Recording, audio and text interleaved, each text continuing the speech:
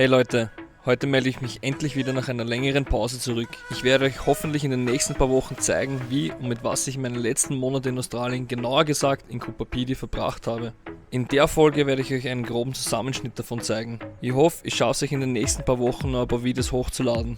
Wie immer wünsche ich euch viel Spaß damit und würde mich natürlich freuen, wenn ihr mir ein paar Kommentare hinterlässt.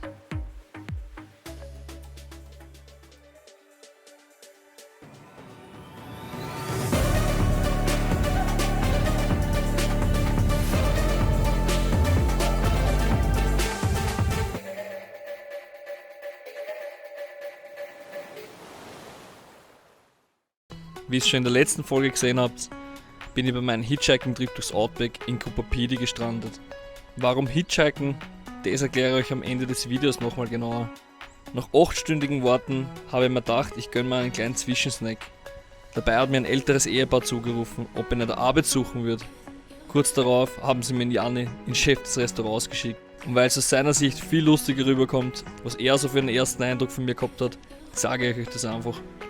Tell you the story. It's a funny story. I said, a fucking hitchhiker. I don't want to hire a serial killer. Look, a serial killer. Oh, look, okay, let me have a look. I said, Mark, we're looking for the staff. Because, yeah, maybe a tissue or something. We look for someone.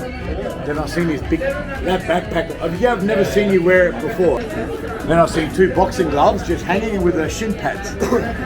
And I said, what the fuck, this dude boxing? Before he even showed me the kitchen. I didn't even show him. I said, I'm going to show you my gym. You've got to give me one favour. He goes, what? We have to train together. You've got to teach me anything you want. We have to train. He goes, no problem. As soon as I open up my roller door, he goes, what the fuck is this shit? And then that's it, eh? Train hard, eh? Good, man. And I told him, out of everyone in QP, you picked the right person. No one's got a gym like that. No one does training. Naja, und wie ihr schon gehört habt, habe ich meinen Augen nicht trauen können. Nicht nur, dass es mit Abstand die geilste Hinterhofgarage ist, was ich jemals gesehen habe. Jannis selber ist auch vom Kampfsportfieber befallen. Anfang 40 und schnell bzw. im Kopf wie ein 16-Jähriger. Das Glück im Outback überhaupt eine Person zu finden, die sich für Kampfsport interessiert, ist schon krass, aber dann das auch noch, ist einfach unglaublich. Angefangen als Küchenhilfe bzw. Tellerwäscher habe ich Janni nach 3 Wochen hintergangen und habe bei meinem neuen WG-Kumpel, seinem Bruder, nebenan bei der Tankstelle als Mädchen für alles angefangen.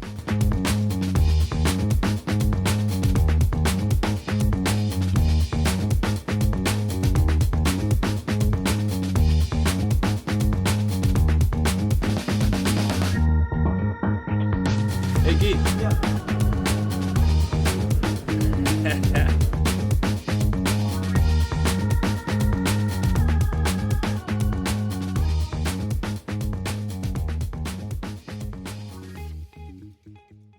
Ich habe in meinem ganzen Leben noch nie so gern gearbeitet, das kann ich euch sagen. Für mich hat es nicht einmal angefühlt wie Arbeiten. Aber jetzt mal kurz zu Cooper Pedy. Cooper Pedy ist der weltgrößte Abbauort von Opalen. Vielleicht hat der eine oder andere ja schon mal was davon im Fernsehen gesehen. 90% aller Opale auf der Welt kommen von diesem kleinen Ort. Außerdem wurden ziemlich viele Filme hier gedreht, wie Pitch Black. Das kommt daher, dass es sich so anfühlt, wie wenn man auf einem anderen Planeten ist.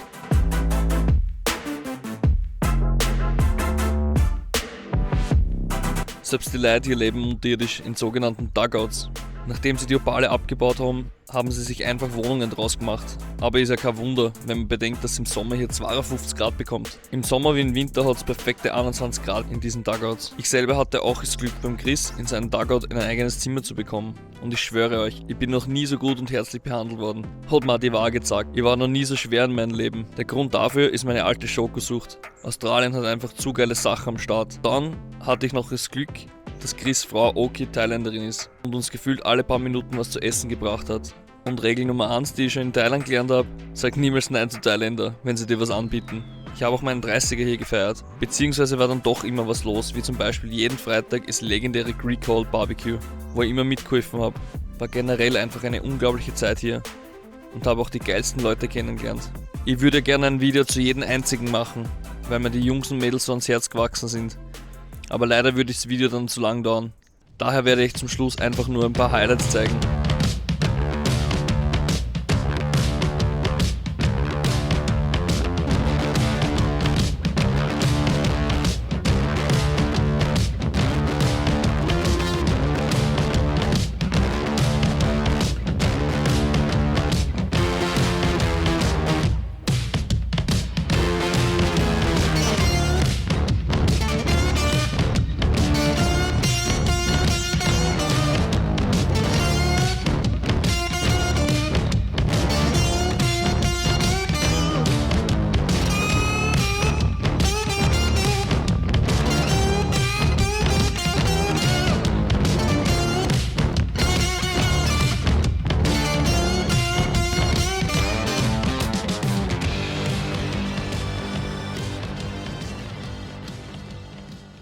So, also warum Hitchhiken?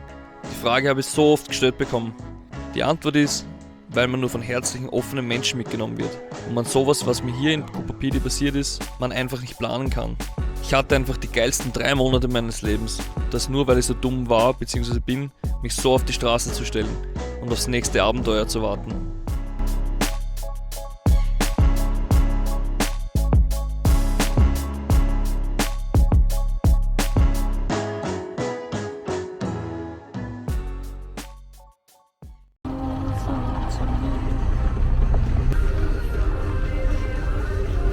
Maestro! Happy birthday! Thanks, bud. I'm gonna be on your fucking YouTube channel. Of course you're on the YouTube channel.